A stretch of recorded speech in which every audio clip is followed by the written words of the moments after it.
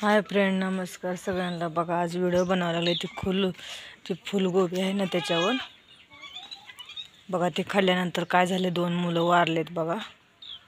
तर बघा कारण हे थंडीचे दिवस आहेत ना, त्याच्यामुळे काय होते माहिती आहे का, ते बारके जे साप असतात बघा, बारके त्या फुलाला असं फुलं असं हे असते, मोठं असते का ना असं, मग त्याच्यामध्ये असे शिरून बसतात बघा।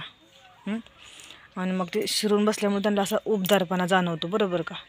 कारण त्यांना थंडीपासून त्यांना थंडी वाजते म्हणून त्यांना आता थंडीच्या दिवसात त्यांनी काय करतात, उबदारपणासाठी त्यांनी काय करतात, त्या फुलगोबीच्या ह्याच्यात जाऊन बसतात बघा। त्याच्यामुळे बघा किती 2 मुलांचा जीव गेलाय बघा त्याच्यामुळं। आणि त्याची लक्षणं काय आहेत माहिती आहे का, ती आणि बाजारात पण आपण गेलो ना, आपल्याला एक तर प्रमाणाच्या बाहेर फुलगोबी आवडत असते, बरोबर का, खायला। मग आपण काय घेतच असतो, आपल्याला आवडते म्हणून, पण खाताना जरा थोडी दक्षता बाळगायची। कारण थंडीच्या दिवसात साप त्याच्यामध्ये जाऊन बसतात, बारकी साप असतात ना, त्याच्यामध्ये जाऊन बसतात बघा। त्याच्यामुळं माणसांना काही पण होऊ शकतं अचानक। आणि ते समजा आपण फुलगोबी जरी आणली ना, तर ती शिजवल्यानंतर त्याचा कलर बदलतो, लालसर व्हायला लागतो त्या फुलगोबीचा। आणि मग ओळखायचं की बाबा हे सापाचं विष आहे याच्यामध्ये।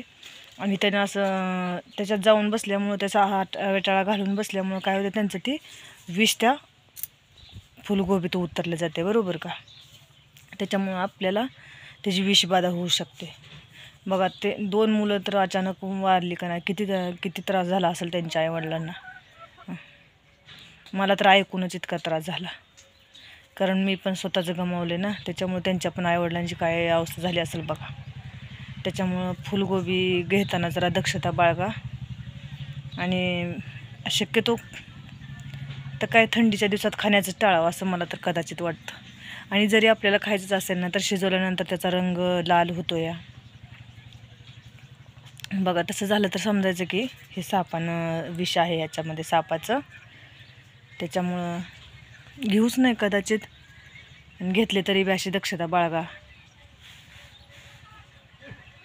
कारण आपल्या जीवाचं रक्षण आपण स्वतःच करावं, कारण जन्म ही परत येत नाही आहे।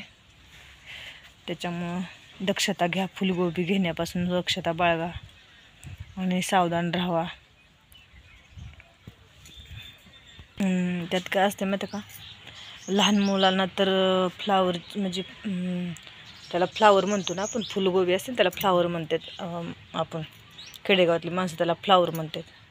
ते तर लहान मुलांना भरपूर आवडते बघा, बरोबर का। मग आपण आणतो, करतो, मग त्यावेळेस जर कलर चेंज झाला तर समजायचं की बाबा ही खाण्यालायक नाही आहे फुलगोबी। त्याच्यामुळं आपण खाऊच नाही, कारण त्याचा कलर चेंज झाला की समजायचं की बाबा ही सापानं हे केलेले, किंवा कुठले जे त्यात बसतात किंवा जाऊन आळ्या तर मोठ्या असतात बघा। त्याच्यात आळ्या तर ऑलरेडी लय मोठ्या असतात त्या। मला तर असं ते काटा येते अंगावर माझ्या आळ्याचं तर नाव काढल्यानंतर मला, कारण आळ्याची सुद्धा मला भीती वाटते। तर प्रत्येक गोष्टीची आता भीती वाटायला लागली आहे की नाही, कधी काय होईल ना माणसांना काही सांगता येणार बघा। असं कधी ऐकण्यात सुद्धा आलं नव्हतं की फुलगोबीनं एखाद्याचा मृत्यू पण होऊ शकतो बघा। असं निष्पाप मुलांचं 2 बळी गेलेत बघा ह्या फुलगोबीनं, कारण त्याच्यामध्ये साप जाऊन बसल्यामुळं। त्याच्यामुळं तुम्ही आपल्या मुलांचं किंवा आपल्या स्वतःचं सगळेजण रक्षण करा आणि फुलगोबीपासून सावधान राहा। आणि घेताना पण बघून घ्या, आणि शिजवल्यानंतर त्याचा कलर बदलते हे पण लक्षात ठेवा, कारण त्याची लक्षणं कुठली आहेत हे तुम्हाला सांगितले तरी सगळ्यांनी सावधान राहावा। चला तर मग बाय।